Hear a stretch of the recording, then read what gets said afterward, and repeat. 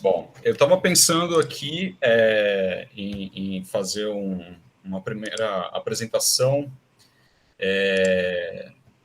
dos membros desse último módulo, né, do nosso curso, professor Afonso Carlos Neves.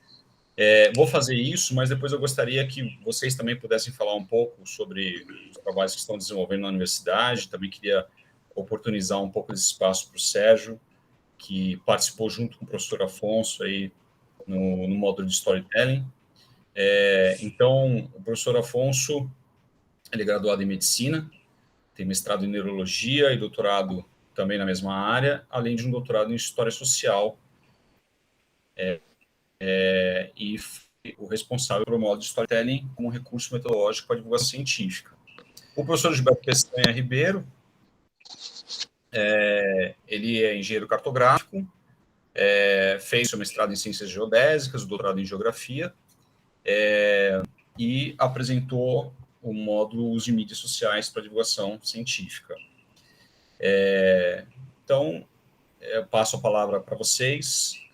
Muito obrigado pela participação no nosso curso. E aí, enfim, podemos começar aí aprofundando um pouco, né, a fala sobre o que vocês vêm desenvolvendo na universidade. Pode ser assim? Ok, pode ser. Você poderia contar, Afonso? Sim. Bom, então, eu sou formado em Medicina na Escola Paulista, na Unifesp, né, há 41 anos, mas aí eu segui essas linhas, como o André falou, né, e eu defendi esse doutorado em História Social na FEFELESH, isso foi em 2008. Mas antes disso, em 2004, em 2005, quando eu publiquei um livro sobre humanização da medicina, eu conheci a medicina narrativa através da bibliografia, né? Que era desenvolvida em Nova York pela doutora Rita Sharon. E em 2015 eu tive a oportunidade de estar lá com ela num workshop, né, sobre essa temática. E eu já tendo então esse meio pé na humanas, meio pé na medicina, que em 2010, 2 anos depois da tese, então eu criei o setor de neurohumanidades, onde a gente faz uma interface de ciências humanas com o neuroconhecimento, né? Então, aí, a partir de ter ido lá em Nova York e aprimorar essa coisa com a medicina narrativa, nós começamos a dar cursos e aulas e inserir para atividades de medicina narrativa, inclusive no curso de graduação, que nós estamos aí, inserimos desde 2016 praticamente, né? Bom, veio a pandemia, etc., atrapalhando um pouco, mas de qualquer forma a gente mantém, portanto, tem um curso de extensão de medicina narrativa, onde tem pessoas de várias profissões, e inclusive alunos misturados também. Nós temos uns projetos que nós começamos, mesmo de pesquisa com pacientes no hospital, né? Que apenas engatinhamos, porque até passar por aquele processo todo de comissão de ética, etc., aí veio a pandemia e tal. Mas a gente mantém, apesar disso, as atividades. Nesse meio tempo, eu conheci o Sérgio, né? Que o Sérgio ele trabalha com storytelling, já enquanto que o meu veio mais da medicina para ciências humanas, o Sérgio vem de todo um outro campo, que ele pode explicar melhor, né? Mas, e aí, como eu já sabia dessa expertise dele em storytelling, por isso que eu pedi para ele nos ajudar nessa parte mais prática. Nós temos assim como nós fazemos exercícios narrativos, né? Então a gente pega trechos de obras, etc., e lemos e discutimos e tal, né?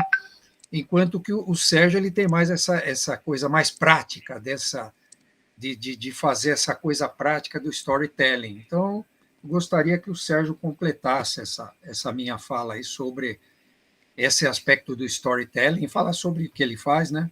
Uhum. E é curioso, né, o que você está falando, professor, porque você falou da Rita Sharon. Quando eu comecei a estudar storytelling aplicado à área de saúde, fazendo as minhas pesquisas, eu caí no nome dela. e do nome dela que eu cheguei em você, né? Não sei, acho que eu contei essa história já. Muito curioso, né? Na verdade, e eu cheguei em você porque eu conversei com uma outra pessoa que está em Minas Gerais, que eu esqueci o nome, e ela falou, não sou eu não, você tem que falar com o professor Afonso. Olha como é tudo muito curioso, né?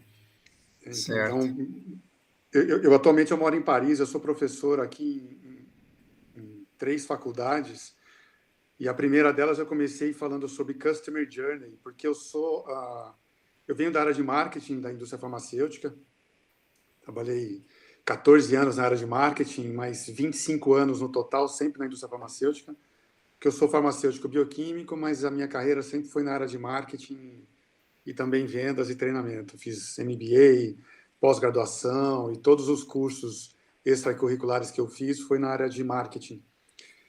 E desde que eu comecei a estudar o tema Customer Journey, eu também comecei a estudar Storytelling.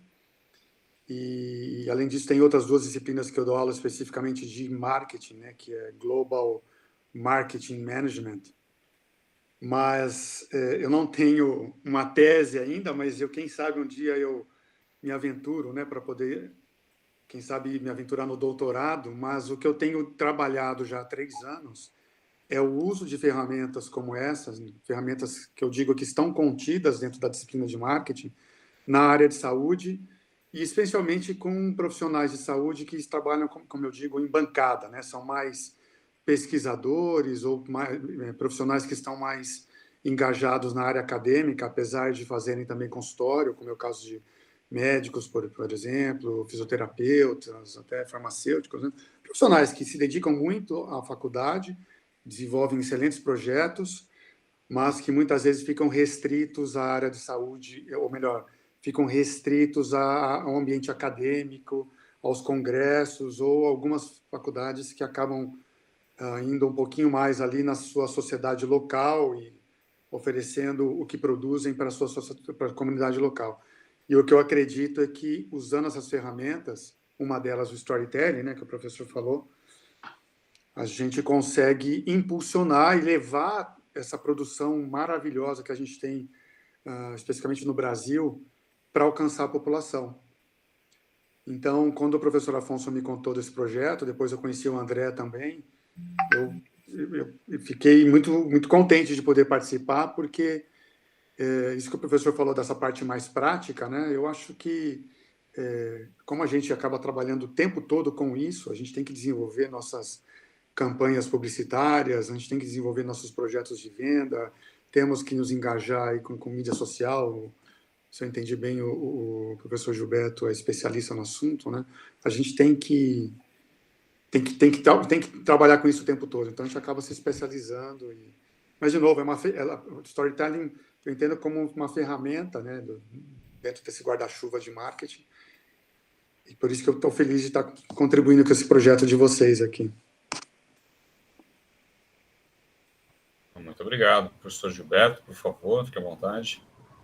Boa noite, pessoal. Tudo bem? Então, rapidamente aí, um pouco eu estou inserido nesse grupo junto com o André, né, por conta um pouco da minha estratégia, né, minha trajetória também, né. Eu sou professor já há quase 30 anos, eu vim do Rio, né, Niterói, da Universidade Federal Fluminense, no Instituto de Geociências trabalhei 21 anos, né, com muita extensão, com muita divulgação científica, com muitos canais, né, muitas parcerias, né, com o pessoal da área de comunicação, já faz um tempo, né, não é de agora, e também 11 anos de UERJ, da Faculdade de Engenharia, né, sou engenheiro cartógrafo, né, ao invés de cartográfico, é cartógrafo, né, e com mestrado em Geodésia, né, pela Federal do Paraná, e doutorado em Geografia pela Federal Fluminense, onde eu trabalhei lá e tudo mais.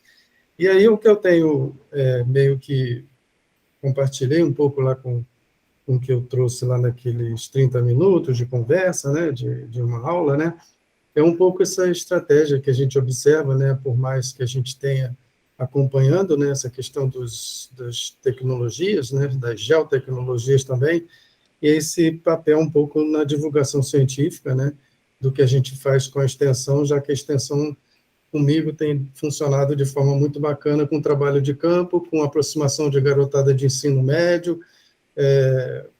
Já tive projetos, né, pela UERJ, até com alunos de ensino médio como bolsistas, né, por um programa lá da UERJ, e ao tal dos Jovens Talentos. Então, é trabalho de campo que aproxima essa parte toda do estudante universitário com comunidades, né? Então, eu trabalho com recorte do litoral já faz bastante tempo, né? Trabalho com erosão costeira, progradação da linha de costa, engordamento de praia. Isso tem ido para a mídia de forma muito rápida, né?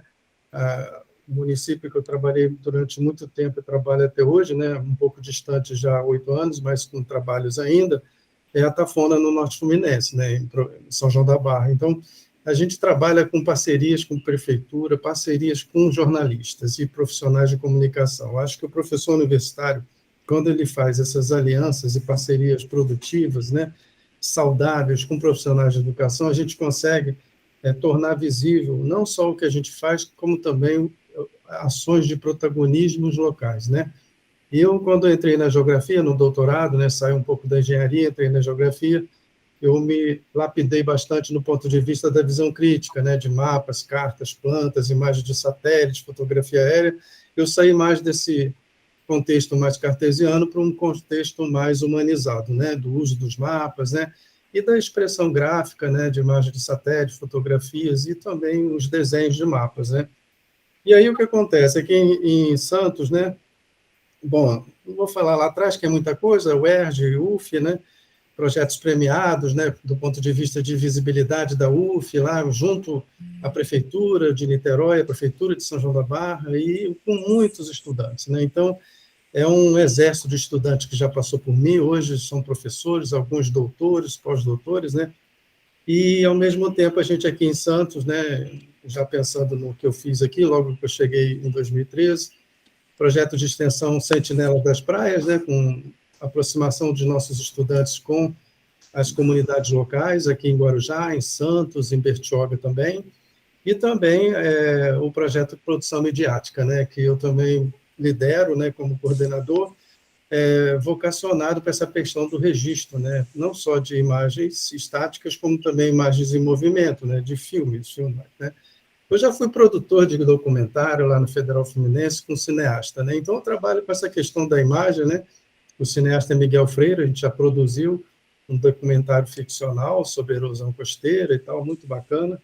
Eu estive perto de pessoas da área de comunicação, também na área de cinema e fotografia, não sou dessa área, mas percorro, né, uma trajetória com essas alianças e parcerias bem produtivas. É claro que eu sou esperto, né? Eu aprendo um pouquinho, mas respeitando a área dos outros, a gente vai evoluindo. E, ao mesmo tempo, a gente vai ampliando a visão de mundo e ampliando também as possibilidades. Então, essa coisa, quando eu falo no comecinho de estratégia, é estratégia que a gente possa levar a ciência, né, e resultados que a ciência produz, mas respeitando também o protagonismo local, né, respeitando as verdades locais. É isso que eu ando fazendo bastante, um pouco remotamente com pandemia, lá no Norte Fluminense, né? Eu ainda tenho um vínculo com essa região de Atafona, tenho uma residência artística lá com teatro, né? Com população local, né?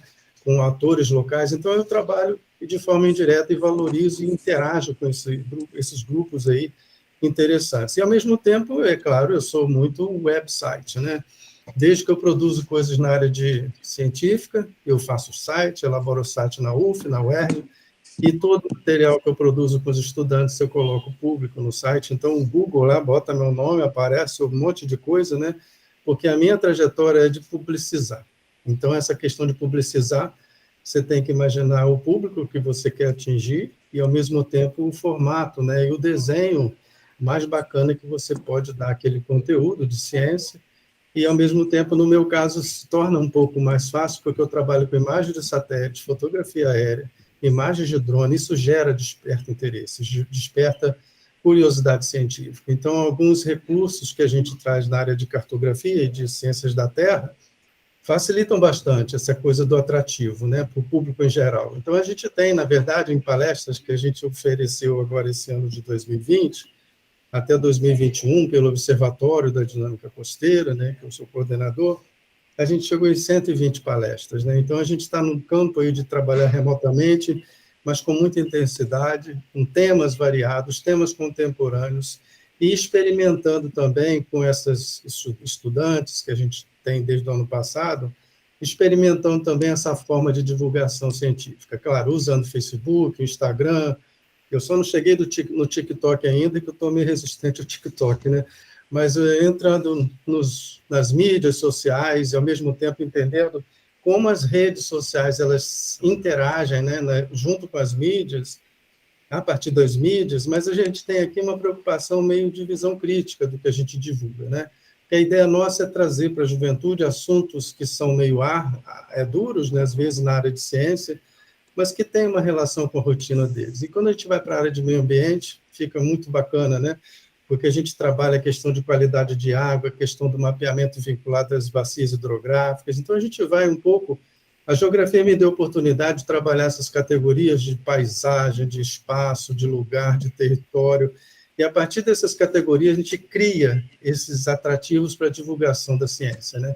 Então, o que a gente tem feito de exercício, rapidamente, já estou indo para o encerramento dessa primeira fala, o que a gente faz de exercício é justamente essa sacação que a gente faz junto com os jornalistas, junto com o pessoal de cinema e fotografia, de experimentar esses formatos bem bacanas, né, que possam, na verdade, de alguma forma, tornar evidente a instituição que eu trabalho, coisas que eu sempre fui, né, eu sempre vesti a camisa da UF, da UERJ, agora da Unifesp, né, eu dou um caráter institucional do que a gente publica, mas de forma suave, não muito duro, né, mas de qualquer forma tem um caráter institucional, e as pessoas com as quais a gente interage são, de um modo geral, mulheres pescadoras, mulheres que são viúvas de pescadores, gerações diferentes, né, que trabalham com a questão da pesca artesanal no litoral, ou então na produção doméstica de coco, de maxixe, de abóbora nas áreas de restinga. Então,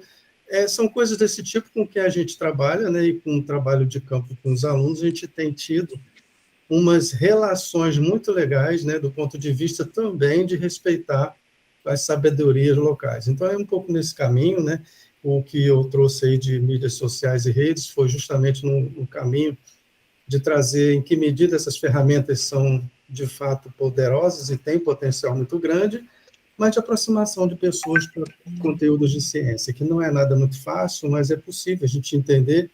A Austrália tem um êxito nisso aí, Portugal também, Itália, a gente tem referências fora do país, o Chile, a Argentina e o Uruguai. Na área educacional, você tem muita coisa bacana de parcerias com os meios de comunicação e na divulgação de assuntos de conteúdo que a gente trabalha. Mas é isso, eu falo demais, eu tenho que falar pequeno para não tomar o tempo todo de vocês. Não, muito obrigado, Gilberto. Eu queria dar também essa oportunidade para o Renato, para a Vanessa, né, trazerem suas perguntas que tenham ficado eventualmente aí após assistirem os módulos dessa semana.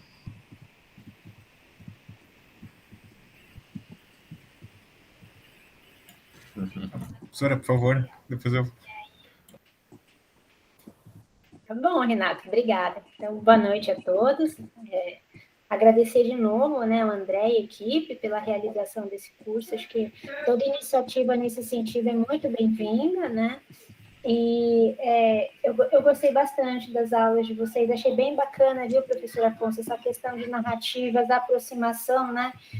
Eu entendi nesse contexto também, em relação ao paciente, a mesma coisa que o Sérgio vem trazendo na sua aula, né? E achei bem bacana, Sérgio, você traz todo esse seu contexto que vem da indústria farmacêutica, marketing, enfim, e eu fico pensando na nossa formação, né? Eu sou nutricionista e tenho uma formação mais na área de ciência de alimentos e sou professora de ciência de alimentos no curso de nutrição. E nos falta ferramentas mesmo para dialogar, né, com a sociedade, enfim. E muito do que o professor Afonso falava, eu fiquei pensando aqui no nosso campus, Baixada Santista, que ele foi todo construído, né, aqui em especial Instituto Saúde e Sociedade, justamente para formar profissionais de saúde com uma outra visão, né, uma outra abordagem com a comunidade. E foi isso que me encantou quando eu li o projeto pedagógico, né, do campus. Eu falei, nossa, que diferente, que formação humanizada. Inclusive, eu não faço parte, né, desse grupo de professores, mas nós temos todo um eixo, né, de formação chamado Trabalho em Saúde. E um dos módulos chama Narrativas. mas os nossos alunos aprendem a fazer as narrativas da comunidade, que eles vão a campo, vão na casa das pessoas, e eles vão trabalhando ao longo do semestre essa questão, mas é a narrativa da pessoa, a sua história de vida. Eu acho isso fantástico, apesar de eu não atuar nisso, né? Então, era só para fazer esse contexto.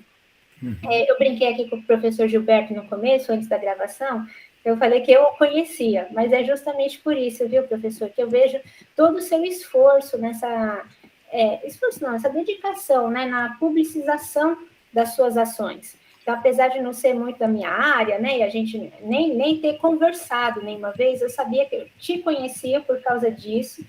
Vira e mexe, a gente recebe as comunicações institucionais, eu vejo quantos cursos, quantas coisas. E eu lembro que algo que me chamou a atenção acho que era um curso que tinha mapeamento, tinha algo com drone e tal, e eu tinha recém-mudado aqui para Santos, e eu pensei para meu marido, que era engenheiro, na época eu tinha até falado, olha, vai lá, faz, que é legal, que coisa diferente, junta com cartografia, enfim, né, eu achei bem diferente, mas aqui era só para fazer um apanhado, assim, de tudo que eu ouvi de vocês.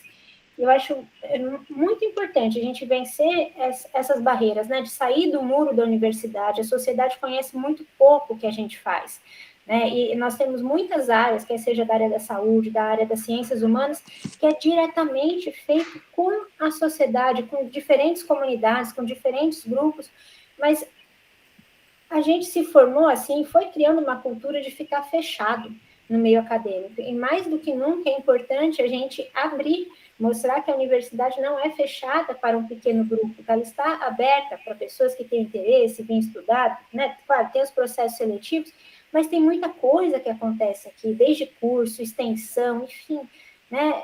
Então, acho que é muito importante todas essas ações de mostrar a potência que a universidade contribui com a sociedade de diferentes formas, né? E o professor Gilberto comentou das mídias sociais, que são realmente ferramentas poderosas, né? Eu vou brincar aqui que antes da pandemia eu vivia em outro planeta, né? Sempre me falavam isso, porque eu não tinha nenhuma rede social.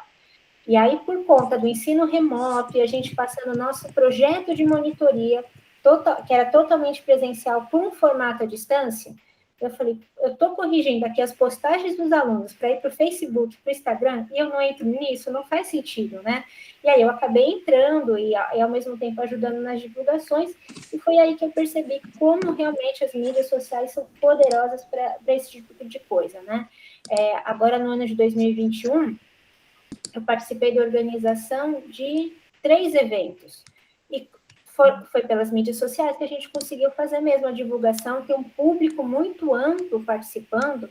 A gente chegou a fazer um evento de uma semana, que a gente teve, em cada vídeo, né, que foi disponibilizado, a gente tem uma avaliação de 1.000 a 2.000 visualizações. Então, como atraiu realmente o interesse, foi algo que eu achei muito, muito legal, porque a gente queria atingir a sociedade mesmo, né? Eu ainda tenho muita dificuldade nessa parte, né? Eu estou engatinhando, por isso que eu vi a oportunidade desse curso, falei, eu vou lá, estimulei os estudantes, né, que trabalham com a gente na extensão, na pesquisa, para participar. Então, de novo, eu só queria agradecer, é muito bom ouvir a fala de vocês, e a gente vai aprendendo, né, com as aulas, com os exercícios que vocês vão propor. Tá? Vanessa, tem um negócio bacana, André, posso falar um pouquinho com a Vanessa? Acho que sim, né? Tem uma coisa bacana que a Vanessa traz, é as narrativas. Então, eu trabalhei com o pessoal de serviço social aí no ISS durante um tempo, né? Núcleo de Políticas Públicas Sociais, Sônia Nozabielli, Terezinha Rodrigues, né? A própria Anita Kurka. E aí, o que acontece? Ao mesmo tempo, a gente tem que humanizar processos, né? A narrativa, ela traz um valor imenso no campo aí de entendimento das demandas da população local, ou comunidades que sejam, né? E, ao mesmo tempo, a gente tem esse poder grande das mídias sociais e das redes que estão vinculadas a essas mídias, né? Então, a gente tem um compromisso com a questão da visão crítica e também da humanização dos processos que a gente se envolve, e, ao mesmo tempo, né, a gente tem esse elenco de tecnologias que nos oferecem oportunidades, né? Então, acho que é um caminho, né? Não vou dizer 2 caminhos, mas são duas dimensões interessantes nisso aí. Porque a gente sabe que os estudantes universitários e alguns estudantes externos que se envolvem com um curso nosso, eles estão querendo conhecer assuntos que a gente trabalha, né, variadíssimos, eu digo a gente de um modo geral, dentro da universidade pública, e, ao mesmo tempo, eles descobrem novidades. Então, esse grande jogada dos cursos, eventos, rodas de conversa que a gente tem inventado, tem sido, assim, altamente produtivo, porque a gente tem pessoas que voltam para esses cursos, se interessam para os outros assuntos, né? E isso, eu estou falando já um pouco do contexto da pandemia, né? Que a gente vive agora mais recente. Mas isso tem dado um fôlego grande a essas pessoas no campo de entender, isso existe, as pessoas pensam isso, estudam isso, então ampliam a visão de mundo. Então é esse compromisso, né, Vanessa, que a gente tem, você também como professora na nutrição, é de ampliar não só a parte técnica que a gente aprende, que a gente replica e a gente compartilha com os estudantes, mas essa coisa de visão crítica e de ampliar a visão de mundo, a visão das pessoas, a visão das relações, é um pouco nesse caminho. Mas é isso mesmo, Vanessa, é nesse caminho que a gente tem que perseguir e se incorporar nessa questão tecnológica também, do ponto de vista do potencial que essas tecnologias oferecem para a gente. Obrigado.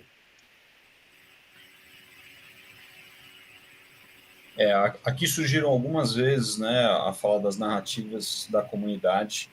Então, eu queria lançar essa pergunta para vocês. Como que a gente poderia aproveitar essas narrativas para realmente aproximar a universidade da comunidade de maneira geral, não só em torno dos nossos campos, mas de maneira geral, levando em consideração a dificuldade que nós temos pela heterogeneidade do público brasileiro, né, da população brasileira, para receber essas informações de cunho científico. Sobre no campus de São Paulo, que é mais ligado à área da saúde, digamos que existe uma relativa, entre aspas, assim, facilidade do exercício aí as pessoas obterem narrativas dessas, de acompanhantes de pacientes ou de pacientes, né? Pessoas de origem bastante variada, né? Social, e na medida em que a gente vai instruindo os estudantes a entrarem nesse mundo das narrativas, eles vão indo um pouco além daquela obtenção formal, né, de anamnese ou de história clínica formal. Então, esse processo ali, ele acontece dessa forma. Existe também o outro lado, digamos assim, de procurar informar, né, mas é um informar que vai mais assim, ele é pessoa a pessoa, digamos assim, né? Então, os estudantes, às vezes, eles trabalham, por exemplo, em salas de espera,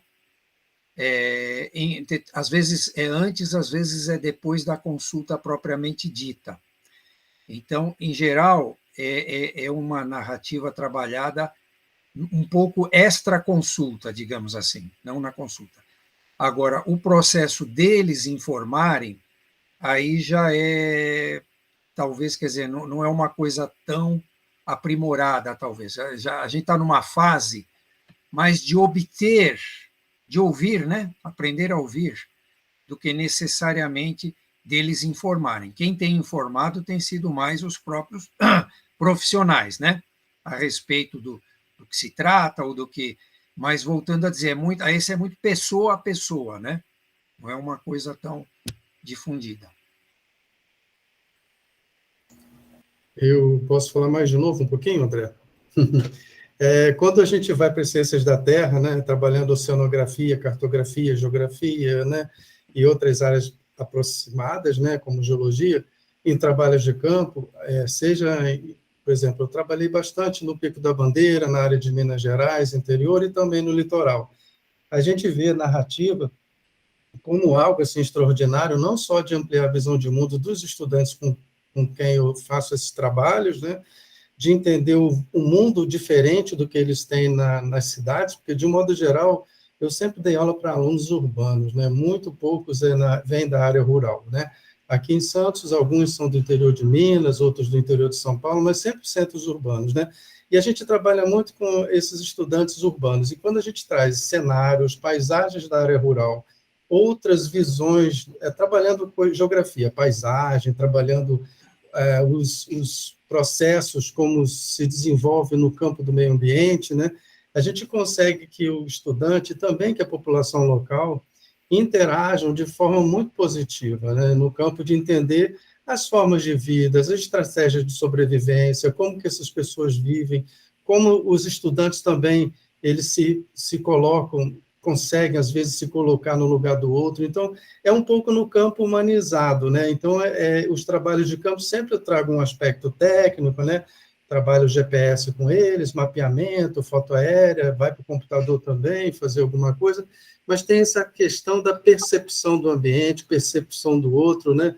E isso é algo extraordinário. Aí, quando a gente vai falar das formas, né, da divulgação, conforme a gente está vendo aqui, a partir de narrativas, é trazer esses protagonistas locais para os documentários, para as mídias, trazer, que eu digo, aproximar essas pessoas que têm uma história de vida extraordinária e que têm memória, história que são deles, são próprios deles, né, para tornar visível o que é bacana, né, assim, não muito íntimo das pessoas, né, mas o que é bacana a respeito do ambiente onde eles vivem. Então, a gente consegue isso através de aproximações bacanas, e às vezes isso demora, não é de um dia para o outro. Tem, por exemplo, com essa região norte fluminense, eu precisei de 10 anos para conquistar, assim, vamos pensar, para todo mundo entender o que eu estava fazendo lá. Parece brincadeira falando isso, né?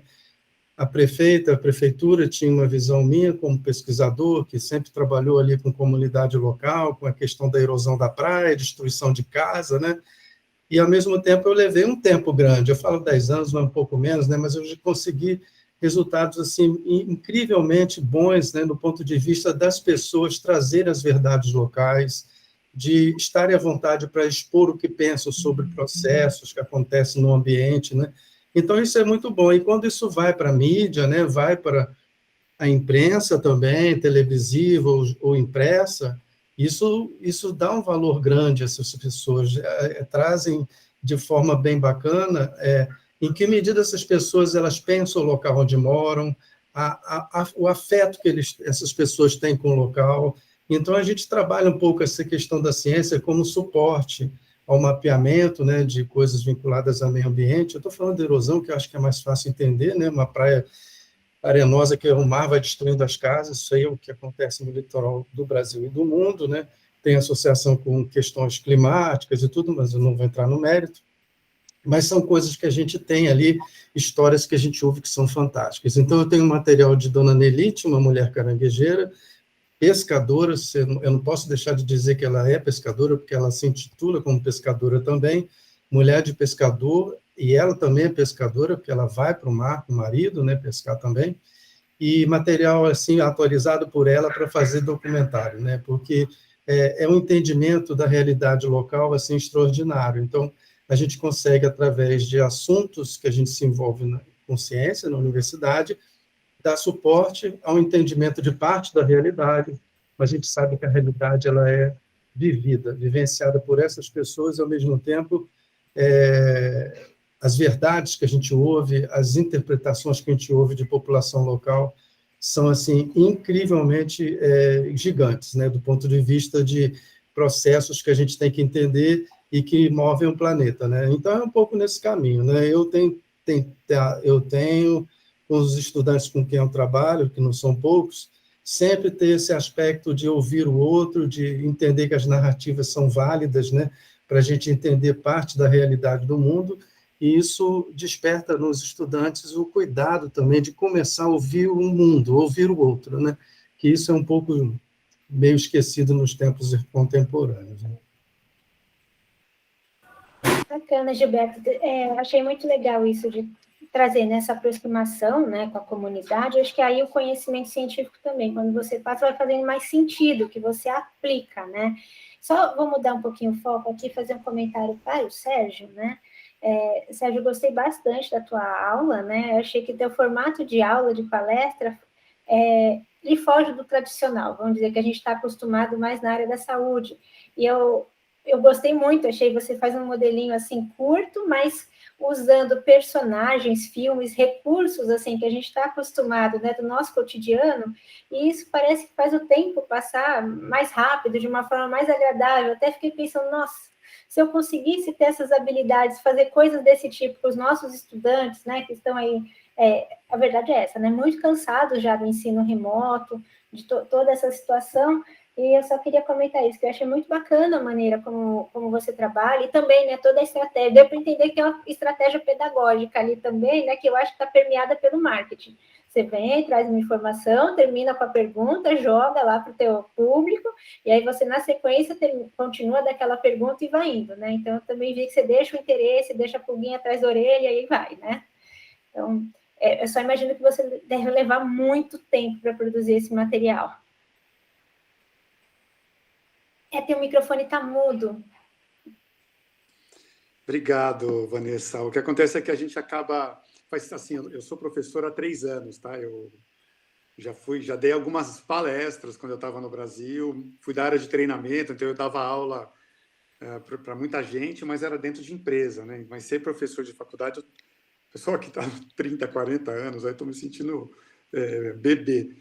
Mas isso que você falou é verdade, a gente acaba juntando o que a gente aprende, né, em termos de conhecimento. Indo de trás para frente para a tua pergunta, isso está disponível. Eu fiz alguns treinamentos, né, alguns cursos também na área de educação, do Google. Eu já conversei isso um pouco com o professor Afonso e com a equipe, quando eu tive, acho que há 2 anos atrás, se eu não me engano, mas está disponível depois. Se vocês colocarem Google for Education no Google, tem muita coisa boa que o Google está orientando, um negócio chamado metodologia ativa de aprendizagem. Então, nesse modelo que eu fiz aqui com vocês, eu usei algumas metodologias ativas de aprendizagem. Você falou de forma curta, né? Uma delas, por exemplo, chama-se microlearning. Então, eu usei o microlearning para poder fazer essa entrega. Eu combinei com o professor Afonso, ele falou que estava, né, que ok. Sim. Então, isso acaba funcionando, acaba instigando mesmo os alunos do tipo, o que vem depois, né? Então, é uma das metodologias ativas, tem mais de uma dúzia aí. A segunda coisa que você falou do modelo de marketing, na verdade, aí eu carreguei muito mais no modelo, eu usei o storytelling para falar de storytelling. Se vocês olharem lá acho que foi na 4ª sessão, que eu contei toda a história, né, do Joseph Campbell, isso naturalmente o ser humano, ele, independente se é uma aula, se é um conto para uma criança, se é alguma coisa mais científica, se é uma história da nossa vida, de uma viagem, se a gente coloca nessa estrutura, basicamente, de partida para aventura, o desafio, quebra a cara, né, usando a linguagem mais popular aqui, não dá certo, tento, não dá certo, aí eu procuro, acho um mentor, ele aparece com a solução, eu tento usar, dá certo, mas eu tenho que ajustar, o mentor aparece de novo, aí dá certo de novo, e aí eu resolvo o meu problema. Então, fazendo conexão aqui da saúde, que é onde eu estou mais envolvido, eu acho que conectando com a pergunta do André, né? Para mim tem dois grandes insights e mudanças na forma de pensar de nós profissionais da saúde, né? O primeiro, que eu insisto que o herói dessa história não somos nós, é o paciente, ele é o herói, embora eu convivi muito com médico e farmacêutico, né? Que é onde eu fui formado, é onde eu trabalhei muitos anos. E o pessoal fica com essa coisa de ser o herói da história, e o herói é o paciente. E eu entendo que se a gente muda essa forma de pensar, essa forma de olhar para as pessoas, eu acho que a gente já tem um grande caminho, né? Eu não sou especialista como vocês aqui em narrativa especificamente, mas assim, isso acho que o professor Afonso falou de ouvir mais, eu acho que o ouvir e entendendo que a gente está ouvindo a história do herói e que nós somos ali, no máximo, um mentor que vai oferecer para ele uma nova forma de se alimentar, né? Falando da sua área de nutrição, uma nova forma, um novo hábito de vida, um novo medicamento que ele precisa, uma mudança de hábitos de vida. Nós somos o mentor na história. Então, eu acho que essa mudança da nossa forma de pensar faz uma diferença tremenda. E a segunda coisa, o segundo insight que eu acredito ser forte assim no uso do storytelling é a gente capturar a narrativa do paciente, a história do paciente, nesse modelo de mudar um pouco o modelo nosso de olhar para aquela pessoa como um portador de uma doença, mas a passar a olhar para essa pessoa como alguém que continua tendo seus desejos, suas necessidades, seus sonhos, e por algum motivo ali a sua obesidade, o seu diabetes, a sua doença neurológica, seja lá o que for, Covid, interrompeu aquele sonho, interrompeu aquele desejo. Eu acho que essa coleta da história do paciente, né, da anamnese, que a gente chama tecnicamente, mas da história, se a gente tiver essa mentalidade, essa mindset de coletar a história, querendo entender verdadeiramente o que o paciente está deixando de fazer, ou já perdeu porque a doença está muito avançada, ou porque seu hábito de vida está completamente errado, né? E querendo entender, antes de querer entregar a solução como o herói que não somos, eu acredito que a gente pode impactar muito, André. Não sei se a tua pergunta foi nesse sentido, mas eu acredito que praticamente a gente consegue ver até as pessoas aderindo melhor aos tratamentos, às recomendações. Desculpa se eu não estou falando de outras áreas aqui, né, que não a de saúde, mas eu acho que a gente pode expandir isso para outras áreas também, né?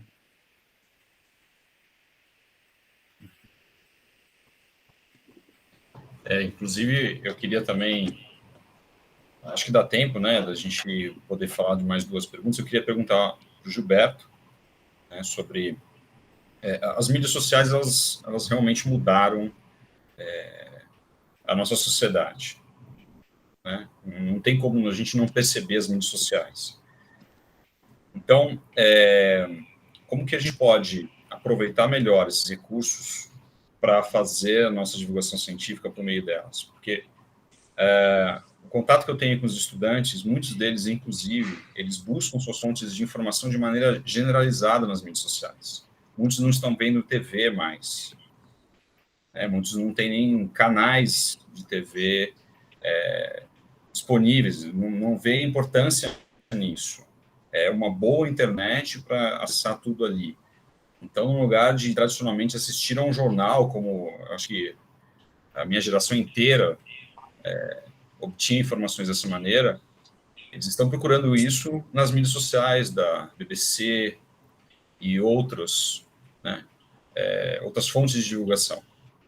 E eu também queria falar um pouco sobre o storytelling, né, que eu vejo que é uma poderosa ferramenta, muito poderosa.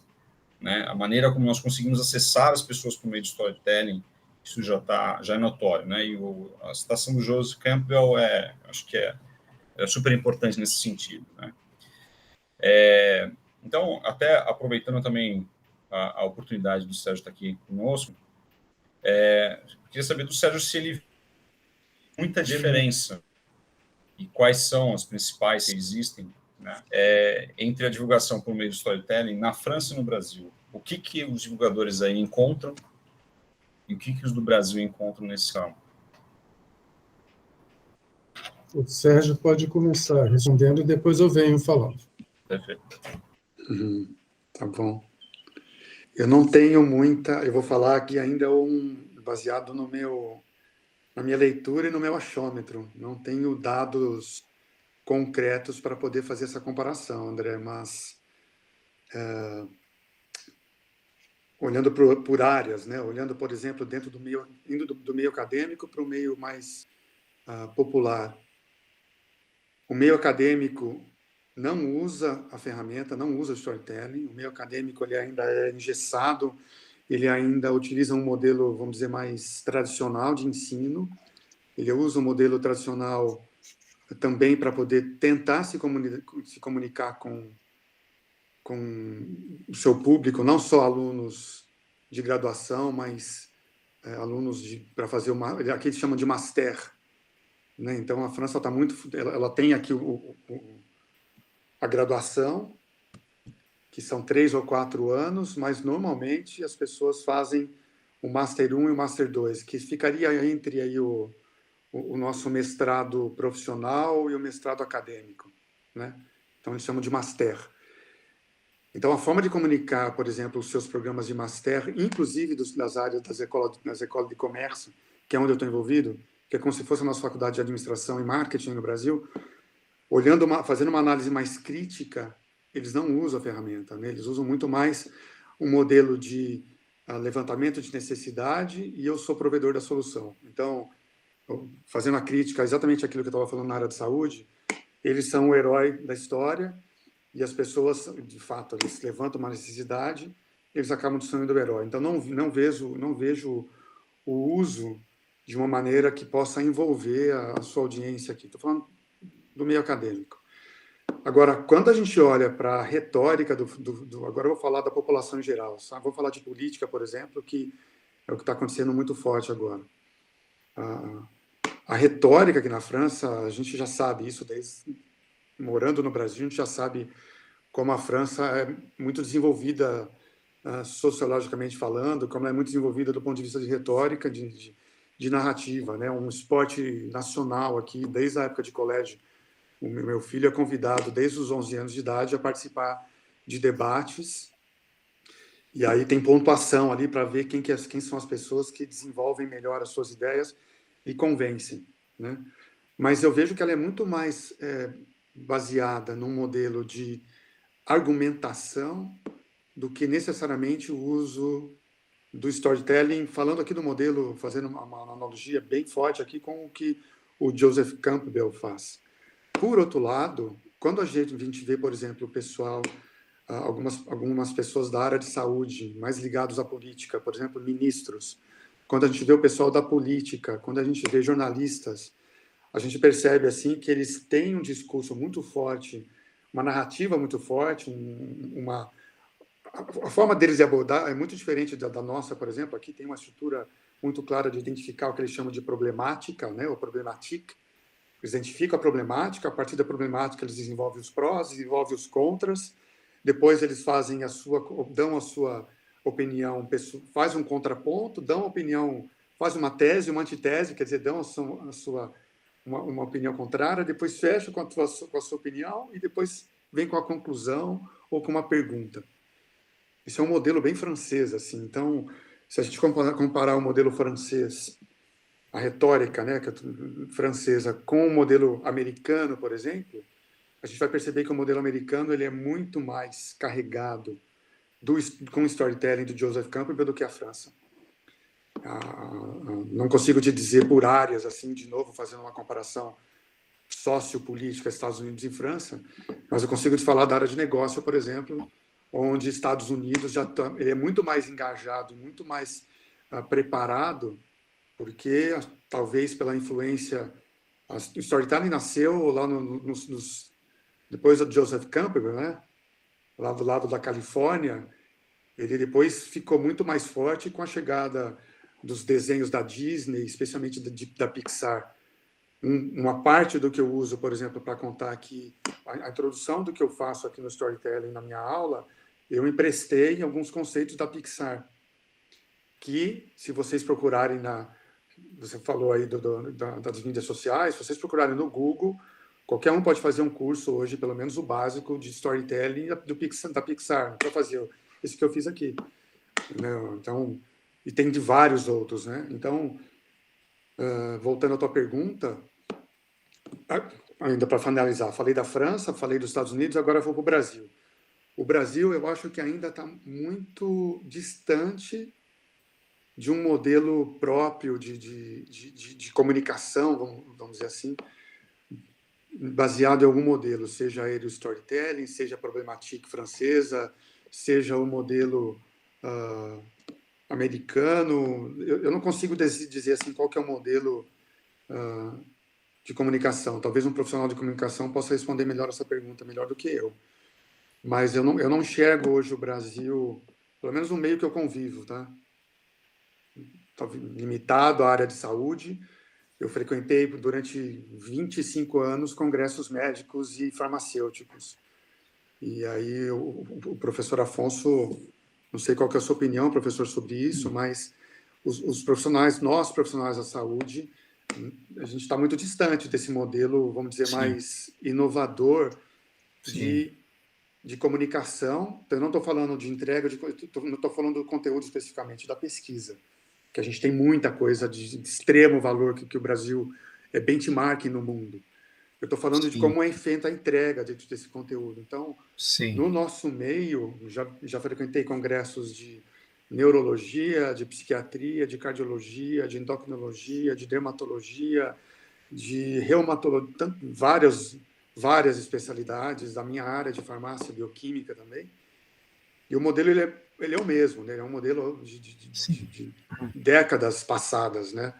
E que se discute muito hoje o que acontece, o que a gente pode fazer para ter mais engajamento da audiência, não só da graduação, mas até mesmo dentro do Congresso, né? Os médicos voltam falando que viram mais o mesmo. Então, eu acho que a gente poderia evoluir nesse sentido de storytelling para o nosso país. Certo. Eu dou aula numa universidade mais nova, né? Na Unicid, e lá usa só metodologia ativa, PBL, essas coisas, que são os alunos que fazem as aulas. Mas o meu feeling é ainda que talvez alguma coisa intermediária seria interessante, entre essa totalmente ativo e o nosso modelo, digamos, tradicional, mas eu concordo com você, portanto, mas a gente, quer dizer, tem algum espaço aí dessas metodologias ativas, né? E eu compartilho, viu, professor, eu não acredito que a gente deva descartar esse modelo que eu chamo de tradicional. Eu concordo 100% contigo que a gente deve encontrar um modelo híbrido, né? Porque os conteúdos os conteúdos e a audiência e o entregador, o professor é que vai precisar encontrar esse balanço, né? Eu concordo totalmente contigo. Exato. Ok. Acho que eu posso comentar um pouquinho agora, né? O que é importante, né, pela provocação do André, é justamente eu vou falar um pouco a respeito do que foi dito agora, né? A gente coexiste, né? Existem os métodos convencionais, como eu faço uso, né? Que é Folha de São Paulo, por exemplo, dia 14 de novembro, teve uma matéria de capa sobre erosão costeira que a Unifesp foi citada. Então, essa parceria com o jornalista, eu não abro mão, isso aí ainda é um caminho bacana. Como também teve programa Domingo Espetacular sobre erosão com imagem de drone, onde a Unifesp foi citada e tornou visível o que a gente faz na área de mapeamento costeiro. Outro é a revista National Geographic dos Estados Unidos, no site. Claro que isso aí é mais específico para um público um pouco diferente, né, elitizado. Mas são caminhos, né? A gente, quando adota caminhos desse para divulgação do que a gente faz e amplia a possibilidade de pessoas conhecerem o que é possível ter de resultados e em que medida esses resultados têm a ver com a rotina das pessoas, isso é avanço. Ao mesmo tempo, o que acontece? O André provocou no sentido dessa questão das mídias, redes sociais. A gente está se adaptando, como eu tenho me adaptado com os estudantes, fazer textos curtos, com imagens ou vídeos curtos, para alimentar Facebook, alimentar Instagram e etc. e tal, né? A gente já tem aí esse placar, né, mundial, Facebook no topo, depois vem o YouTube, o WhatsApp também é forte, né? Instagram e Twitter. Então, a gente, com essas ferramentas aí de mídias sociais, a gente amplia de forma extraordinária as redes que a gente possui. É claro que muitas dessas ferramentas vieram para entretenimento, para jogar a conversa fora, para falar besteira, para rir do outro, né? Até do ponto de vista aí de exagerar a respeito dessa coisa vazia, né? Do ponto de vista, eu falo vazio do ponto de vista não político, não crítico e desconectado de alguns assuntos que são, na minha perspectiva e de muitos que estão na universidade, são mais importantes do que essa questão só de entretenimento vazio, né, do ponto de vista sem conteúdo. Não estou fazendo uma crítica ao que circula no Facebook, no YouTube da vida, no Twitter da vida, né? Essas ferramentas vieram para essa demanda, para atender essa demanda inicialmente. A gente, na área de universidade, de institutos de pesquisa e, de modo geral, escolas também, a gente tem que se adaptado, né, a essas mídias, a velocidade da postagem disso e publicação e a forma de publicação. Às vezes, a gente consegue aproximar pessoas para cursos um pouco mais de conteúdo, eventos, rodas de conversa, o formato que a gente escolhe, a gente experimenta o formato para ver se tem resultados de interesse, né? Porque uma das coisas que eu tenho feito muito é despertar curiosidade científica.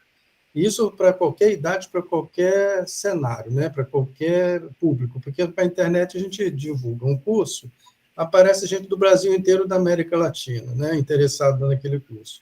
Então, o que acontece? Às vezes o tema é atrativo, mas a forma de trazer o conteúdo é que tem que ser experimentada para gente. Eu digo experimentada, mas pensada antes, né? Não é experimentada de forma leviana. É você ter estratégia. É aí que eu faço uma aliança, né? Eu me agarro muito a profissionais de comunicação. Eu tenho um colega meu que é cineasta, fotógrafo, tem outro que é da área de jornalismo mesmo. A gente tem exemplos de professores da USP, né, da história, que quando se aliaram com jornalistas, popularizaram o ensino de história do século XVIII, por exemplo, né, que é a professora Del Priori, lá da história da USP. Então, quando a gente tem essas oportunidades de trabalhar com essas parcerias, né, a assessoria de imprensa da UERJ sempre esteve presente com televisões, com redes de TV, na UF em Niterói também, então a gente sempre tinha essas frentes, né, de esses setores da universidade que trabalham essa questão da comunicação, e isso é extraordinário. Ao mesmo tempo, a gente tem que ter estratégia de, quando tem eventos dentro da universidade com o público em geral, aqueles intervalos de uma palestra para outra, a gente ter atrativos, do ponto de vista também de divulgação de ciência, né? Então, já se experimentou muito no Brasil isso, né? Congressos em áreas temáticas diferentes, com algumas coisas de produção, até produção universitária, que traz alguma questão interessante nos intervalos lá daqueles congressos tradicionais. Então, eu só estou falando o que está me vindo na cabeça, de experiências que eu já tive, e, ao mesmo tempo, dando um reforço grande nessa questão do potencial das mídias, que ninguém discute isso mais, já é consolidado, né? O potencial de fazer as pessoas raciocinarem de forma diferente, né? É claro que é muito difícil a gente ter uma adesão de 10 milhões de seguidores. E hoje essa questão numérica é que está imperando, né? A questão numérica, ela impera as mídias e redes sociais do ponto de vista, o cara tem não sei quantos seguidores, né? Mas, ao mesmo tempo, a gente já vê um pouco essa transformação. Há 5 anos atrás, quando participei daquele Universia, né, que a universidade me convidou, eu fui ali no Ibirapuera, num grande auditório que tem lá, como é que é o nome daquilo? O ginásio, né? A garotada de ensino médio, né, escolher a universidade que vai fazer e tudo. Enquanto a gente estava ali no estande da Unifesp, com discurso de falar de conteúdo, tinha lá outras universidades, institutos de ensino, instituições de ensino, oferecendo curso de youtuber. Oferece o curso de youtuber para essa garotada, que eles vão fazer disso aí a vida, como se fosse aquilo a meta de vida do sujeito e ganhar dinheiro, né? Então, a gente vive um pouco essa atmosfera, né, das redes sociais, claro que de 10 milhões de jovens que querem ser jogador de futebol, um consegue. Então, é nesse caminho que a gente tem que ter um pouco essa visão de que essas mídias vieram também para massificar, para também... E, ao mesmo tempo, a gente tem que se adaptar. A gente faz uso desse potencial para adaptações e entrar na divulgação, entrar nessa questão da divulgação da ciência, de fato. E existem meios, técnicas e métodos para isso. Não sei se eu fui no caminho do que o André provocou, mas é um pouco isso, né? E só para finalizar, é tudo muito fragmentado. A gente tem que trabalhar com essa coisa da fragmentação do conteúdo, né? As coisas se fragmentam para despertar interesse, para servir de engodo, para eles se buscarem outras fontes e, de alguma forma, se apropriarem de conteúdos. Então, essa fragmentação, a gente já vive isso no que a gente tem divulgado. As coisas se fragmentam muito, né? As pessoas não têm tempo de ler um texto comprido, tem que ser coisa pequena, rápida, e, ao mesmo tempo, com apelo visual, de imagem ou de vídeos, né, de pequenos vídeos. Então, é um pouco nesse caminho aí que a gente tem que se adaptar para a divulgação científica, e é o que a gente tem feito aqui na Unifesp nesses últimos anos, né, de forma bem interessante, com alguma adesão aí de pessoas. No passado, eu fiz muita coisa sem muitas mídias sociais e redes, a gente aproximava a garotada de ensino médio de trabalhos específicos da universidade, e o aluno de ensino médio, convivendo dentro do ambiente universitário de laboratórios, isso dava um fôlego para a garotada, né? Do ponto de vista de que a universidade pública é possível na vida deles, né? Então, a gente já teve trajetórias um pouco diferentes no passado, né? De 10 anos para trás, mais ou menos, um pouco mais, por aí, e a gente viu esse avanço das redes sociais como algo também extraordinário do ponto de vista de ampliar as possibilidades dessa divulgação. Posso acrescentar? Não, fica à vontade. Não, é muito rápido, não é para a gente conversar aqui, mas só deixar uma coisa também para reflexão, que é o tema da neurociência, da neuroaprendizagem, que a gente não é o que a gente está abordando aqui, mas eu acho que valeria a pena, em algum momento, esse tema também ser levantado, porque a gente pega, por exemplo, que a Vanessa estava falando aqui da aula, né? Se a gente ativa o sistema límbico das pessoas, por exemplo, para depois ativar a função executiva delas, eu acho que algumas vezes, né, dependendo da adaptação, às vezes a gente percebe os alunos não tão interessados ou não dando a devida atenção como a gente gostaria para determinados conteúdos e sabendo que é um conteúdo mais denso, né? Eu acredito que a gente pode minimamente se envolver com e pensando até no paciente, né? Às vezes eu me lembro muitos anos atrás um médico quando prescreveu para mim 3 medicações porque eu tenho asma.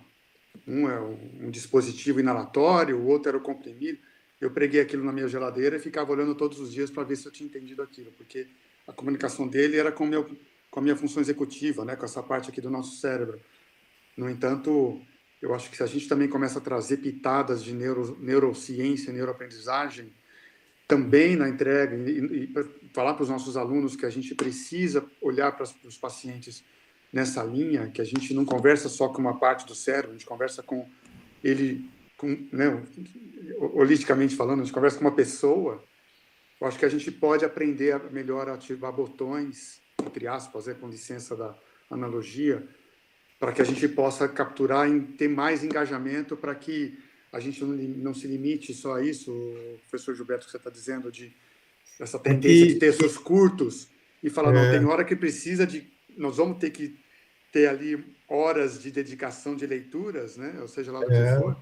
Vamos aprender a ativar botões, né? E ajudar as pessoas a se autoativarem. Né? Sérgio, aqui na Baixada tem uma especialização de neurociência que tem uma garotada imensa, está sendo muito positivo. Eu acho que tem parceria com o Campus São Paulo, não tenho certeza, né? Mas tem profissionais de várias áreas fazendo curso de neurociências aqui. Um aluno meu da engenharia ambiental gostou demais, eu fui até co-orientador da dissertação, da monografia dele. O negócio é fantástico. Neurociências é um caminho muito bacana, né, para agregar aí essas estratégias aí de divulgação. Bem, chegamos aqui ao final da nossa hora aqui do nosso encontro. Eu queria agradecer muito novamente a participação de todos vocês, em especial aos professores Alfonso, Gilberto, Sérgio. Esse foi o nosso último módulo. Convido todos ao evento que será a finalização do concurso, que será realizado dia 6 de dezembro. Muito obrigado, viu? Boa noite a todos vocês. Valeu, pessoal. Boa noite para todos. Valeu. Boa noite a todos. Obrigado. Boa noite. Prazer aí a todos. Tchau. Tchau. Tchau, obrigada. Boa noite. Boa noite.